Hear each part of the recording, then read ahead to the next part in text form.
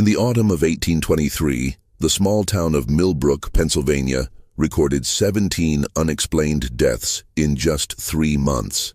What made these deaths particularly disturbing wasn't their number, but the fact that every single victim had been prepared for burial by the same family-owned funeral home. The Hartwell Funeral Parlor had served the community for over 2 decades, earning a reputation for their meticulous care of the deceased and their compassionate treatment of grieving families. But when a traveling physician noticed peculiar marks on several bodies during a routine health inspection, he uncovered evidence that would shake the foundations of this quiet Pennsylvania town. What authorities discovered in the basement of the Hartwell establishment was so horrifying that local officials buried the records for nearly a century, and some say the full truth has never been told. Before we continue with the story of the Hartwell family and their house of horrors, if you're fascinated by dark historical mysteries like this one, make sure to subscribe to our channel and hit that notification bell. We bring you the most chilling true stories from America's past. Also, let us know in the comments what state or city you're listening from. We love hearing from our community of mystery lovers worldwide. But let me take you back to the Pennsylvania countryside of 1823, where the Hartwell family had built what appeared to be a respectable business on a foundation of unimaginable darkness. Millbrook sat nestled in the rolling hills of southeastern Pennsylvania, a community of barely 300 souls who made their living from farming, logging, and the occasional travelers who stopped at the town's single inn. The year 1823 marked a period of growth for the young American Republic, but small towns like Millbrook remained largely isolated from the bustling cities of Philadelphia and Pittsburgh. Here, neighbors knew each other's business, children played freely in the streets, and trust was the currency that held the community together. The Hartwell family had arrived in Millbrook in 1801 when Patriarch Ezekiel Hartwell purchased a large stone house on the outskirts of town and established the area's first dedicated funeral parlor. Before the Hartwells, families had prepared their own dead or relied on the local carpenter to build coffins. Ezekiel's professional approach to death care was initially viewed with suspicion by some townspeople, but his respectful manner and fair prices quickly won over the community. Ezekiel lived in the funeral home with his wife Martha, their 3 children, sons Josiah and Caleb and daughter Rebecca, and Martha's elderly father Thomas Creed. The family appeared to embody the Protestant work ethic that defined rural Pennsylvania. They attended Sunday services at the Methodist Church, participated in community barn raisings, and Martha was known for bringing pies to families experiencing hardship. Josiah, the elder son at 26, had learned the embalming trade from his father and was expected to inherit the business. Caleb, 23, assisted with carpentry and grave digging. Rebecca, just 19, helped her mother with the domestic duties and often comforted grieving families with her gentle manner. The Hartwell establishment occupied a 3-story stone building with a wooden addition that housed the preparation rooms. The main floor served as both the family's living quarters and the viewing area for deceased loved ones. A narrow staircase led to the 2nd floor where the family's bedrooms were located, while another set of stairs descended to a basement that had been converted into the embalming and storage area.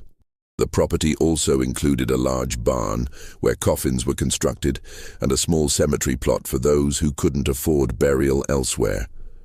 What made the Hartwells particularly trusted in the community was their willingness to serve families regardless of their ability to pay. During harsh winters when crops failed, they often provided services in exchange for food or future labor. This generosity created a network of grateful families throughout the region, and word of their compassionate service spread to neighboring towns. By 1823, the Hartwell Funeral Parlor was handling nearly every death within a 15-mile radius. The political climate of 1823 Pennsylvania was marked by tensions between traditional rural values and the encroaching influence of industrial progress. The Erie Canal was nearing completion in New York, promising to bring unprecedented economic opportunity to the region, but also threatening to disrupt the established order of small-town life. Religious revival movements swept through Pennsylvania communities, bringing both spiritual renewal and social upheaval as traditional authority structures were questioned. In this atmosphere of change and uncertainty, institutions like the Hartwell Funeral Parlor represented stability and continuity. Yet beneath this veneer of respectability, something sinister was taking root in the Hartwell household. The isolation of their work, the trust placed in them by grieving families, and the very nature of their profession created opportunities that most people could never imagine. Death had become not just their livelihood, but their obsession, and the line between caring for the dead and creating them was about to be crossed in ways that would horrify anyone who discovered the truth. The first sign that something was amiss came on October 15, 1823, when Dr. Samuel Harrison arrived in Millbrook to conduct his annual health inspection of the surrounding townships. Dr. Harrison was a traveling physician employed by the state to monitor disease outbreaks and ensure that proper sanitary practices were being followed in rural communities. His visits were routine affairs, typically involving examinations of water sources, food storage facilities, and burial practices. What drew Dr. Harrison's attention wasn't initially the number of recent deaths in Millbrook, but rather the unusual circumstances he observed during his mandatory inspection of the Hartwell Funeral Parlor.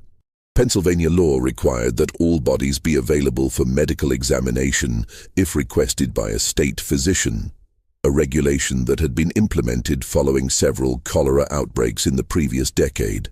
When Dr. Harrison arrived at the Hartwell establishment on that crisp autumn morning, he was greeted warmly by Ezekiel Hartwell and his son Josiah.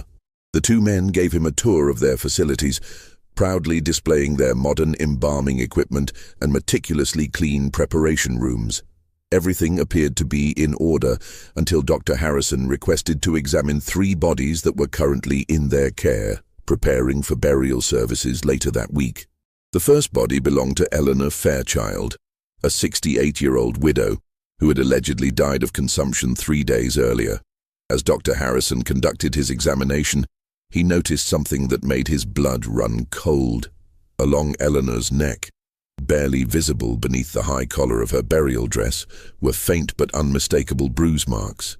The pattern was consistent with manual strangulation, not the wasting disease that had supposedly claimed her life.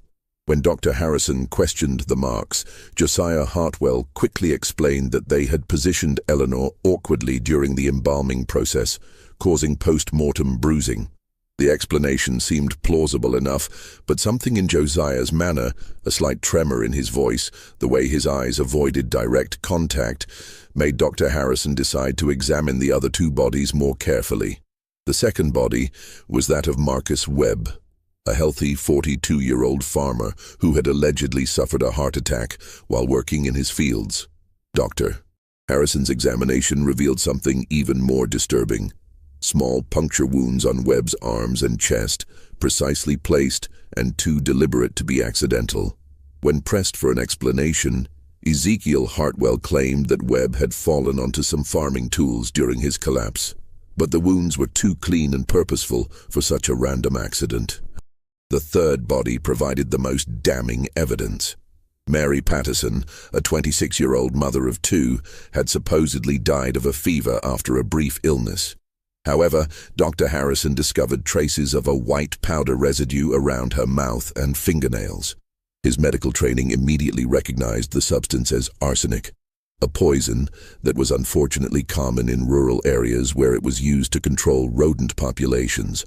As Dr. Harrison documented his findings, he became aware of an oppressive atmosphere within the Hartwell establishment. The family members exchanged meaningful glances, their earlier warmth replaced by a cold watchfulness. Martha Hartwell, who had been preparing tea in the kitchen, appeared in the doorway with an expression that could only be described as predatory. Even young Rebecca, who had seemed so innocent, watched the proceedings with eyes that held knowledge far beyond her years. The basement preparation room, which Dr. Harrison insisted on examining more thoroughly, revealed additional disturbing details. Along one wall stood several large glass containers filled with various chemical solutions. some containing what appeared to be human organs preserved for unknown purposes. When questioned about these specimens, Ezekiel claimed they were for educational purposes, to better understand the diseases that claimed their clients' lives. But the organs appeared fresh, and some had been sectioned with surgical precision that seemed unnecessary for simple preservation. Most unsettling of all was a leather-bound journal that Dr. Harrison noticed partially hidden beneath a stack of burial clothes. Before he could examine it more closely, Caleb Hartwell quickly moved to block his view, claiming it contained private family records. But in the brief glimpse Dr. Harrison caught, he saw what appeared to be detailed notes about various individuals in the community, including information about their health, their family situations, and their financial circumstances. As the examination concluded, Dr. Harrison found himself in a difficult position. His medical training told him that at least 3 of the recent deaths showed signs of foul play. But his evidence was circumstantial, and the Hartwell family was respected throughout the community. Moreover, as an outsider conducting a routine inspection, his accusations would be met with skepticism by local authorities who had known and trusted the Hartwells for over 2 decades. That evening, as Dr. Harrison prepared his preliminary report at the Millbrook Inn, he was approached by several townspeople who had heard about his visit to the funeral parlor. Their conversations revealed a pattern that chilled him to the bone. In hushed tones, they spoke of the unusual number of recent deaths, the way healthy individuals seemed to suddenly fall ill and die within days, and the almost eager way the Hartwell family responded to news of someone's declining health. One particularly disturbing account came from Sarah Pemberton, whose elderly mother had died just 2 weeks earlier. Sarah confided that her mother had been in good health and spirits until Martha Hartwell began visiting regularly, bringing homemade soup and offering comfort during a minor bout of joint pain. Within 3 days of these visits, the elderly woman had fallen violently ill and died before a doctor could be summoned. The Hartwell family had immediately offered their services, waiving their usual fee out of apparent compassion. Dr. Harrison's disturbing discoveries in Millbrook were not the first time questions had been raised about the Hartwell family's practices, though previous concerns had been dismissed or forgotten by a trusting community. As he delved deeper into the family's history, a pattern of suspicious deaths began to emerge that stretched back to their very arrival in Pennsylvania over 2 decades earlier. The Hartwells had come to Millbrook from Western Virginia in 1801, claiming that Ezekiel had learned the funeral trade from an uncle in Richmond. They had purchased their property from the estate of a recently deceased landowner, paying in gold coins that seemed unusually abundant for a family claiming modest means. Local records from that time showed that their first winter in Millbrook had been marked by an outbreak of what was described as a wasting sickness that claimed 8 lives, all of whom were prepared for burial by the newly established Hartwell funeral parlor. Over the years, townspeople had occasionally remarked on certain peculiarities surrounding deaths that occurred when the Hartwells were involved. Families would later comment on how quickly their loved ones seemed to decline once the Hartwells began offering assistance, how eager the family was to handle all arrangements, and how they discouraged second medical opinions or delays in burial. But in a close-knit community where the Hartwells had proven themselves generous and caring, such observations were dismissed as the natural suspicions that sometimes accompany grief. The basement of the Hartwell establishment held secrets that would have horrified the community had they been discovered. Behind a false wall that Dr. Harrison had not detected during his inspection, the family maintained what could only be described as a laboratory of death. Shelves lined with various poisons, surgical instruments far more sophisticated than any funeral preparation would require, and detailed anatomical drawings suggested experiments that went far beyond the simple care of the deceased. Most damning of all was the complete version of the journal that Dr. Harrison had glimpsed. This leather-bound tome contained meticulous records of every person who had died in their care, along with detailed observations about the effectiveness of various methods and substances. The entries, written in multiple hands over many years, revealed a systematic approach to murder that had been refined through careful practice and observation. The journal documented not just the methods of killing, but the careful selection of victims. The Hartwells had developed a sophisticated understanding of their community, identifying individuals whose deaths would be mourned but not extensively investigated. Elderly people with few relatives, individuals with existing health problems, and those who had fallen on hard times were preferred targets. The family had also learned to space their activities, ensuring that no pattern would be obvious to casual observation. One particularly chilling entry, written in Josiah's careful script, described the murder of Marcus Webb in clinical detail. Webb had been selected because he was a widower with no close family and because his farm bordered the Hartwell property, making it convenient to dispose of evidence. The entry noted that Webb had been lured to the funeral home under the pretense of discussing the purchase of a coffin for a recently deceased neighbor. Once there, he had been overpowered and subjected to what the journal euphemistically termed experimental procedures before being killed, and his body staged to suggest a heart attack. The family's motivation appeared to be a complex mixture of financial gain, psychological satisfaction, and what could only be described as scientific curiosity about death and dying. They regularly robbed their victims of money and valuables, but this seemed secondary to their apparent fascination with the process of causing and observing death. Several journal entries discussed their experiments with different poisons, their observations of how various individuals reacted to fear and pain, and their attempts to perfect methods that would leave no obvious evidence of foul play. Martha Hartwell emerged from the journal entries as perhaps the most cunning member of the family. Her specialty was befriending isolated or vulnerable community members, gradually gaining their trust before introducing poisons into food or drink she prepared for them. Her matronly appearance and reputation for kindness made her the perfect predator, able to approach potential victims without arousing suspicion. The children had been gradually inducted into the family's activities as they matured. Rebecca, despite her youth and innocent appearance, had become skilled at identifying potential victims during social gatherings, reporting back to her family about individuals who seemed lonely, ill, or financially distressed. Both sons had developed expertise in the physical aspects of murder, learning to overpower victims and stage crime scenes to avoid detection. What made the Hartwell operation particularly sinister was their integration into the community's social fabric.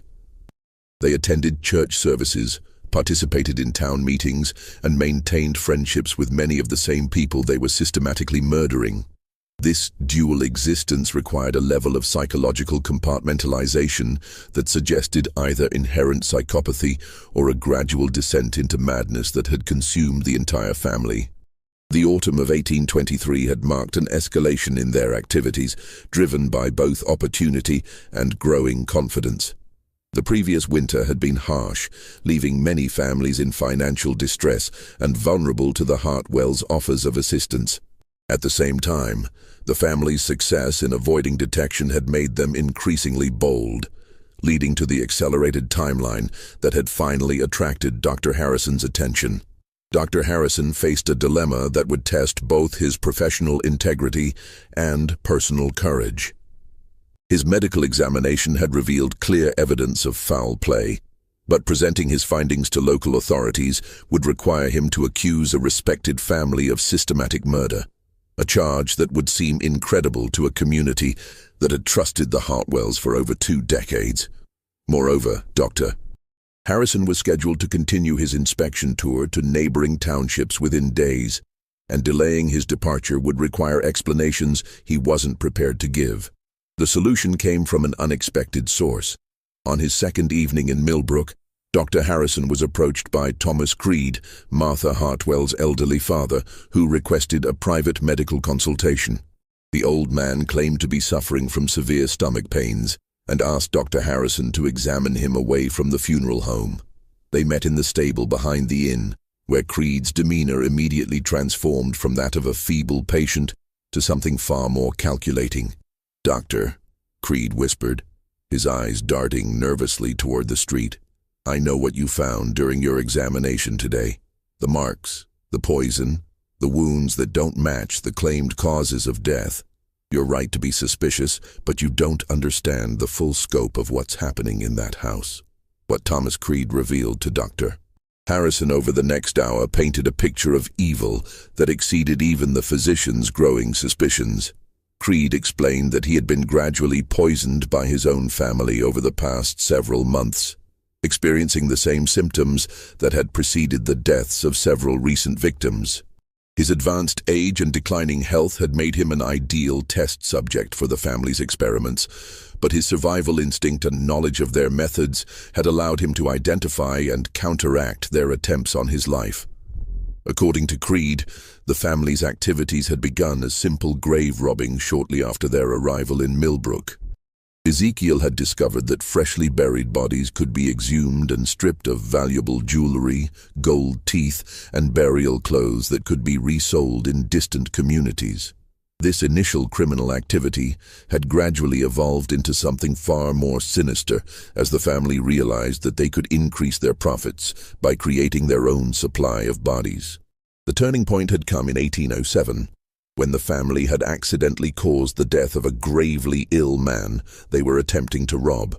Rather than face exposure, they had covered up the crime and discovered that their victim's death was readily accepted by the community as a natural progression of his illness. This success had led to increasingly bold experiments in murder, with each family member developing specialized skills and roles in their expanding operation. Creed revealed that the basement laboratory contained detailed records of over 40 murders committed over the past 16 years, with victims carefully selected from throughout the region to avoid detection. The family had developed a network of contacts in neighboring towns who would alert them to potential targets, isolated individuals, travelers, or anyone whose disappearance might not be immediately investigated.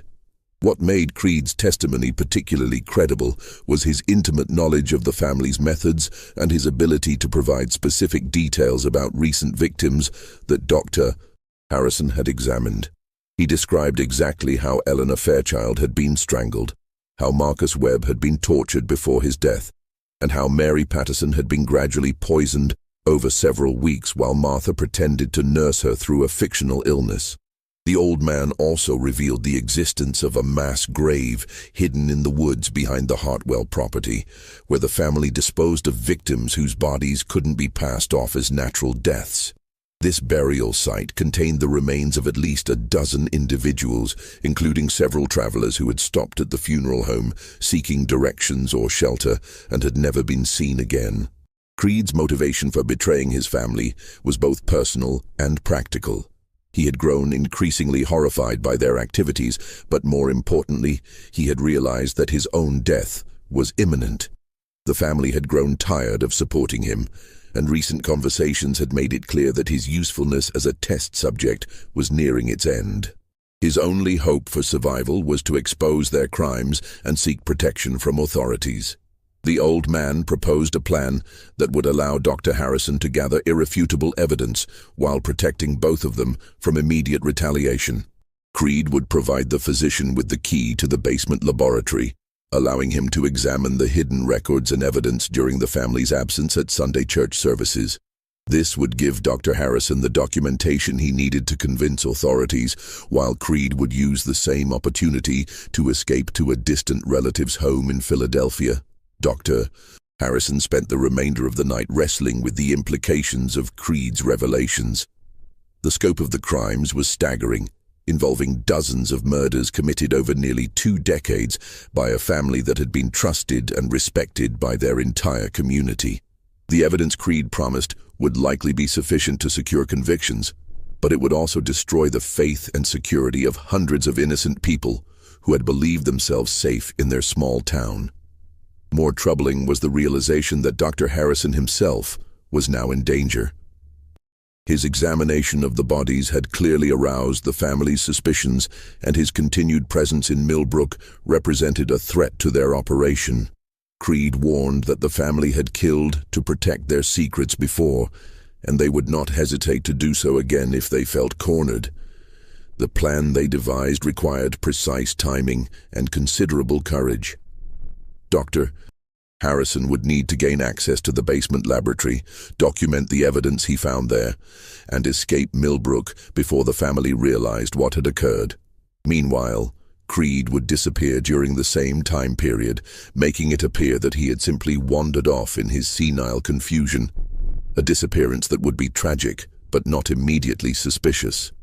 Sunday morning dawned grey and cold, with a November chill that seemed to penetrate the very bones of Millbrook's residents as they prepared for weekly worship services. Dr. Harrison had spent a sleepless night at the inn, alternately reviewing his medical notes and questioning the sanity of the plan he had agreed to undertake.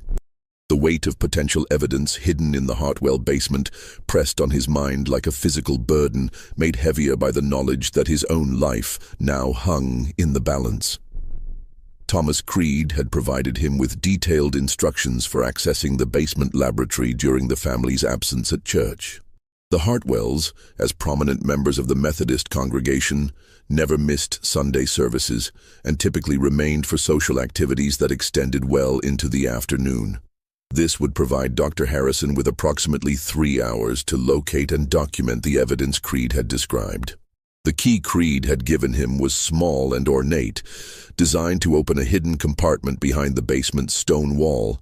According to the old man, this compartment contained not only the complete murder journal but also preserved specimens, poison supplies, and detailed anatomical drawings that would provide irrefutable proof of the family's crimes. More importantly, it contained a detailed map showing the location of the hidden burial ground where dozens of victims had been disposed of over the years. As the church bells began to ring across Millbrook, Dr. Harrison positioned himself in the woods behind the Hartwell property, watching the family emerge from their home, dressed in their Sunday finest. Ezekiel wore a black suit that gave him a dignified ministerial appearance, while Martha had chosen a dark blue dress with a white collar that emphasized her matronly respectability. Josiah and Caleb flanked their parents, looking every inch the devoted sons, while Rebecca walked demurely beside her mother, her innocent appearance masking the calculating mind that Creed had described. What Dr. Harrison found most disturbing was how normal the family appeared as they walked toward the church. Their faces showed no trace of the evil that Creed had described, no hint that they had murdered dozens of innocent people over the past 2 decades. They exchanged pleasantries with neighbors along the way, smiled at children playing in yards, and presented themselves as the very model of Christian virtue and family values. The physician waited a full 30 minutes after the family's departure before approaching the funeral home. The building stood silent and imposing in the weak autumn sunlight, its stone walls holding secrets that would shock the entire community if they were revealed. Dr. Harrison's hands trembled slightly as he used Thomas Creed's key to enter through the basement door, but his medical training had prepared him for confronting disturbing realities, and he forced himself to proceed methodically. The basement initially appeared exactly as it had during his official inspection: clean, organized, and professionally maintained. The embalming tables were spotless, the chemical solutions properly labeled and stored, and the few bodies currently in their care lay peacefully under white sheets. It was only when Dr. Harrison began examining the walls more carefully that he located the concealed entrance Creed had described. Behind a section of stone wall that appeared identical to the rest of the basement, the small key opened a hidden panel that revealed a chamber of horrors beyond his worst imaginings.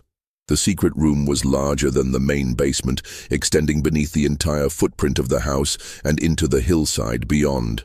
Shelves lined the walls containing hundreds of glass jars filled with preserved human organs, each carefully labeled with dates and what appeared to be experimental notations. The murder journal occupied a place of honor on a wooden lectern in the center of the room. The leather-bound volume was thick with years of entries, written in multiple hands but with consistent attention to detail that spoke of scientific methodology applied to the act of murder. Dr. Harrison's medical training allowed him to understand the technical aspects of what he was reading, but the clinical precision with which the family had documented their crimes was perhaps more horrifying than the murders themselves. Each entry followed a similar format: identification of the victim, method of approach, technique employed for killing, observations about the victim's reactions, and notes for future reference. The entries revealed a progression from simple poisonings to increasingly sophisticated methods that suggested years of practice and refinement. Recent entries showed experiments with various surgical techniques, apparently conducted on living victims to study their effects. What shocked Dr. Harrison most was the discovery that the family's activities extended far beyond Millbrook. The journal documented murders in at least 6 different Pennsylvania townships, with victims selected during the family's travels to provide funeral services for distant clients. They had developed a system for identifying vulnerable individuals in each community, often returning months later to commit crimes in areas where they were less likely to be suspected. The anatomical drawings were even more disturbing than the journal entries. Detailed illustrations showed the progression of various experimental procedures, with careful notations about which techniques produced the most fear in victims and which methods were most effective for different types of people. The drawings suggested that the family viewed their victims not as human beings, but as subjects for scientific study, approaching murder with the same methodical precision that legitimate researchers might apply to animal specimens.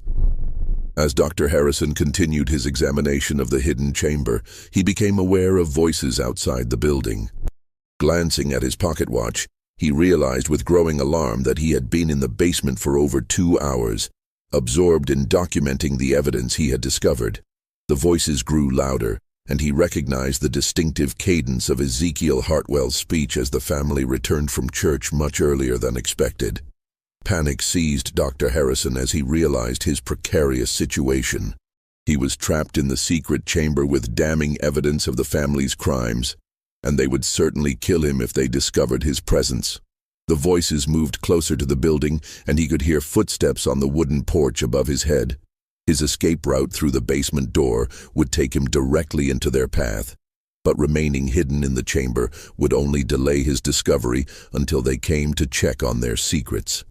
Just when we thought Dr. Harrison's investigation might expose the horrible truth about the Hartwell family, the situation takes a deadly turn. If this story is giving you chills, share this video with a friend who loves dark mysteries, hit that like button to support our content, and don't forget to subscribe to never miss stories like this. Let's discover together what happens next in this house of horrors. In his desperate search for an alternative escape route, Dr. Harrison noticed that the secret chamber extended further than he had initially realized. At the far end of the room, partially concealed behind stacks of glass specimen jars, was another door that appeared to lead deeper into the hillside. With the family's voices growing ever closer, he had no choice but to risk exploring this unknown passage, hoping it might lead to freedom rather than deeper into the nightmare he had uncovered. The narrow passage behind the specimen chamber led Dr. Harrison through a hand-carved tunnel that extended deep into the hillside behind the Hartwell property. The walls were rough stone, carved with simple tools, but showing evidence of years of gradual expansion.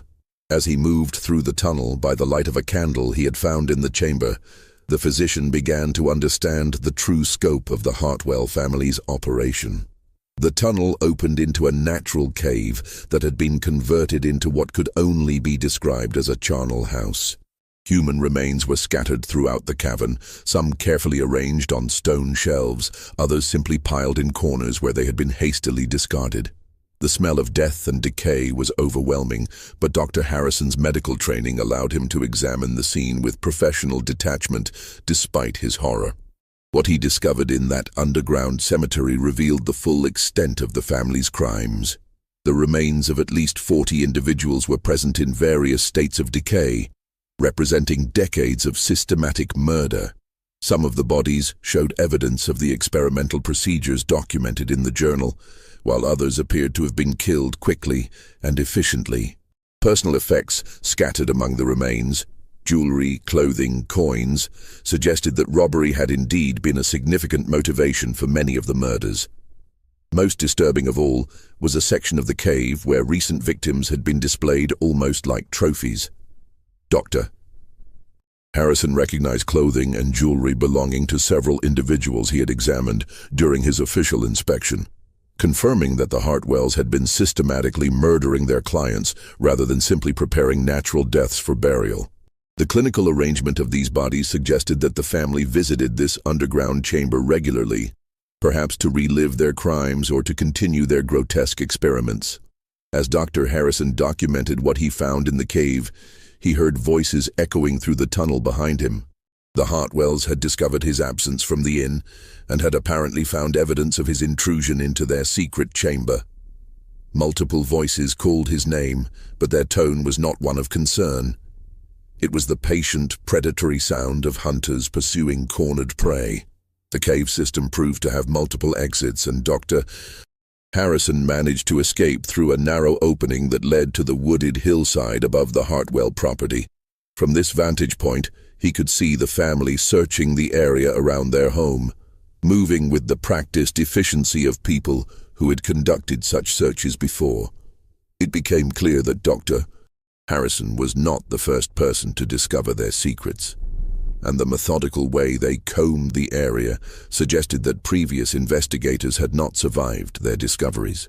The physician's escape from Millbrook required all his knowledge of wilderness survival and considerable luck.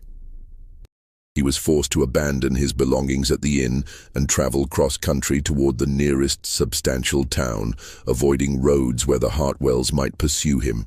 His medical bag contained enough documentation to convince authorities, but he needed to reach civilized areas before the family could silence him permanently. What Dr. Harrison didn't know was that Thomas Creed had not escaped as planned. The old man had been discovered attempting to leave the house and had been confronted by his family about his betrayal. Under torture, Creed had revealed everything about his arrangement with Dr. Harrison, including the physician's plans to document their crimes and expose them to authorities. This revelation had prompted the family to return early from church and begin their search for Dr. Harrison. More ominously, it had convinced them that their operation in Millbrook was no longer sustainable. Rather than simply eliminating Dr. Harrison and continuing their activities, they had decided to abandon their established base and relocate to a new community where they could start fresh. The Hartwells' departure from Millbrook was as carefully planned as their crimes had been. They claimed that Ezekiel had received an urgent message about a dying relative in Ohio, necessitating an immediate journey that might keep them away for several months. The funeral home would be temporarily closed, and they asked neighbors to keep watch over their property during their absence. To most of the community, this seemed like a reasonable family emergency that required their sympathy and support. What the townspeople didn't realize was that the Hartwells were methodically destroying evidence of their crimes before leaving. The secret chamber was emptied and sealed. The cave system was partially collapsed to hide the remains it contained, and all documentary evidence of their activities was either destroyed or packed for transport to their new location. By the time Dr. Harrison reached authorities in Philadelphia 3 days later, the Hartwell family had vanished completely, leaving behind only an empty funeral home and a community that would never suspect the horrors that had been committed in their midst. Dr. Harrison's account of what he had discovered was met with skepticism by Philadelphia authorities, who found it difficult to believe that a respected family could have committed such extensive crimes without detection. The physician's evidence was compelling, but much of it had been destroyed or hidden by the time investigators reached Millbrook. The few remains they managed to recover from the partially collapsed cave system were insufficient to support the full scope of Dr. Harrison's accusations. The investigation that followed was hampered by the community's resistance to believing such terrible things about the Hartwell family. Townspeople provided character references for the Hartwells, insisting that they had been generous, caring neighbors who could never have committed the crimes Dr. Harrison described. Without the family present to question, and with most physical evidence destroyed, authorities were forced to conclude that while suspicious circumstances existed, there was insufficient proof to warrant a massive manhunt. Thomas Creed's disappearance was explained by the family as the wandering of a senile old man who had become confused and lost in the woods. Search parties found no trace of him, and his fate remained officially unknown, though Dr. Harrison had no doubt that Creed had paid the ultimate price for his attempt to expose his family's crimes. The aftermath of Dr. Harrison's discoveries haunted both him and the community of Millbrook for years to come. The physician submitted detailed reports to state authorities, but without the Hartwell family present to question and with most physical evidence destroyed, the case was eventually classified as inconclusive and filed away in the growing bureaucracy of the Pennsylvania state government. Dr. Harrison never stopped believing in what he had witnessed, and he spent considerable personal resources attempting to track down the Hartwell family. His investigations revealed a pattern of similar disappearances and suspicious deaths in several Ohio communities during 1824 and 1825, but by the time he could alert authorities in those areas, the family had once again vanished. Over the following decade, Dr. Harrison documented similar patterns in Indiana, Illinois, and eventually the Missouri Territory, always arriving too late to prevent further murders or capture the perpetrators. The people of Millbrook were left to grapple with the possibility that they had been living alongside systematic murderers for over 2 decades. Some residents refused to believe Dr. Harrison's account, insisting that the Hartwells had been good neighbors who were being falsely accused. Others began to re-examine past deaths with new suspicion, wondering how many of their friends and relatives had actually been murdered rather than claimed by natural causes. The Hartwell funeral parlor building stood empty for nearly 2 years before being purchased by a merchant from Philadelphia who converted it into a general store. Local residents were reluctant to enter the building, and it took years for the community to fully accept its new function. The basement was permanently sealed, and no one showed any interest in exploring the cave system that Dr. Harrison had described. Perhaps most tragically, the fear and suspicion created by the Hartwell affair fundamentally changed the character of Millbrook. The trust and openness that had defined the community for generations was replaced by wariness and doubt. Neighbors began viewing each other with suspicion. Death became a source of fear rather than acceptance, and the simple faith that had bound the community together was permanently fractured. Dr. Harrison continued his work as a traveling physician, but he was forever changed by what he had witnessed in Millbrook. He developed an almost obsessive attention to detail during his inspections, examining every death with the thoroughness of a criminal investigator rather than a routine health official. His colleagues began to view him as eccentric, even paranoid, but Dr. Harrison knew that evil could hide behind the most respectable facades. In 1847, nearly 24 years after his experience in Millbrook, Dr. Harrison received a letter that would vindicate his long-held beliefs and provide a final, chilling chapter to the Hartwell story. The letter came from a sheriff in Oregon Territory, where westward expansion had carried thousands of settlers seeking new opportunities in the far reaches of the American frontier. According to the sheriff's account, a family named Caldwell had operated a funeral parlor in a small Oregon settlement for 3 years before being exposed in circumstances remarkably similar to what Dr. Harrison had discovered in Pennsylvania. The sheriff had read Dr. Harrison's old reports in federal files and recognized the identical patterns of suspicious deaths, systematic poisoning, and hidden burial sites. When authorities had finally raided the Caldwell establishment, they found evidence of at least 30 murders committed over their 3 years in Oregon. More significantly, they discovered documentation proving that the Caldwells were actually the Hartwell family, who had been moving westward across America for over 2 decades, establishing new identities and continuing their murderous practices in each new community. The family had been captured alive, and during their interrogation, they confessed to crimes spanning nearly 30 years and covering 8 different states. Their total victim count exceeded 120 individuals, making them among the most prolific serial killers in American history. Ezekiel Hartwell, now calling himself Ezekiel Caldwell, was 73 years old, but remained mentally sharp and showed no remorse for his crimes. Martha, Josiah, Caleb and Rebecca, had all continued their roles in the family operation, refining their techniques and expanding their methods with each relocation. The family's confessions revealed the full scope of their crimes and provided closure for dozens of unsolved disappearances across the frontier. They described in detail how they had perfected their system of selecting victims, establishing credibility in new communities, and disposing of evidence. Most chillingly, they expressed pride in their accomplishments, viewing themselves as successful entrepreneurs who had simply chosen an unusual line of business. Ezekiel Hartwell was executed by hanging in Salem, Oregon, in December 1847, followed by his wife Martha and son Josiah. Caleb was sentenced to life imprisonment, where he died of pneumonia in 1852. Rebecca, who was still relatively young and claimed to have been coerced by her family, received a 20-year sentence but died in prison of unknown causes in 1851. The revelation of the Hartwell family's true scope of crimes sent shockwaves through communities across America where they had operated.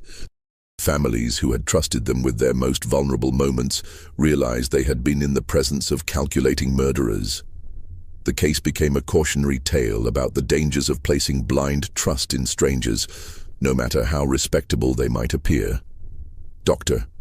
Harrison, now in his 70s, traveled to Oregon to witness Ezekiel Hartwell's execution and to finally confront the man who had haunted his thoughts for over 2 decades. The two men spoke briefly before the execution, and Hartwell expressed surprise that Dr. Harrison had survived his discovery in Millbrook, claiming that several other investigators over the years had not been so fortunate. In their final conversation, Hartwell revealed one last disturbing detail. The family had trained other individuals in their methods, apprentices who had established their own operations in various parts of the expanding nation. He claimed that at least 3 other families were continuing similar practices, but he refused to provide any details that might help authorities locate them. This revelation ensured that Dr. Harrison's remaining years would be spent in the knowledge that the evil he had discovered in Millbrook was still spreading across America. The Millbrook community never fully recovered from the revelation that their trusted neighbors had been systematic murderers. The town gradually declined as families moved away, unable to bear the weight of their shared history. By 1860, Millbrook had been abandoned entirely, and the forest began to reclaim the buildings where so much horror had been hidden. Today, few records remain of the Hartwell family's crimes. The official reports were buried in government archives, the newspaper accounts were forgotten, and the communities they terrorized tried to erase all memory of their presence. But for those who study the darker chapters of American history, the Hartwell case serves as a reminder that evil can flourish anywhere, hidden behind masks of respectability and protected by the very trust and innocence it seeks to destroy. The story of the Hartwell funeral parlor demonstrates how serial killers could operate with impunity in an era before modern communication and law enforcement coordination. It shows how predators could exploit the natural human trust that bound communities together, using that very trust as a weapon against their victims. Most importantly, it reveals how ordinary people, doctors, neighbors, family members, sometimes held the power to expose great evils, but only if they were willing to look beyond appearances and act on their suspicions. Dr. Harrison spent his final years documenting everything he had learned about the Hartwell case, hoping that his records might someday help other investigators recognize similar patterns of crime. He died in 1853, taking with him intimate knowledge of one of America's most horrifying family criminal enterprises. His detailed notes were discovered among his papers and eventually found their way into federal archives, where they remain today as testimony to crimes that shocked even the investigators who uncovered them. The legacy of the Hartwell family extends beyond their immediate victims to encompass the fundamental changes they brought to every community they touched. They destroyed the sense of security that had allowed small towns to function as extended families, replacing trust with suspicion and innocence with wariness. In this way, their impact on American society extended far beyond the individuals they murdered, touching the very fabric of community life in the expanding nation. This mystery shows us how easily evil can masquerade as respectability, and how the very institutions we trust for comfort during our darkest hours can sometimes harbor our worst nightmares. What do you think of this story? Do you believe everything was revealed about the Hartwell family's crimes? Or might there have been even darker secrets that died with them? Leave your comment below and let us know if you've heard similar stories from your own region's history. If you enjoyed this tale and want more historical horror stories like this, subscribe, hit the notification bell, and share with someone who loves dark mysteries. The past holds many secrets, and we'll continue exploring them together. See you in the next video.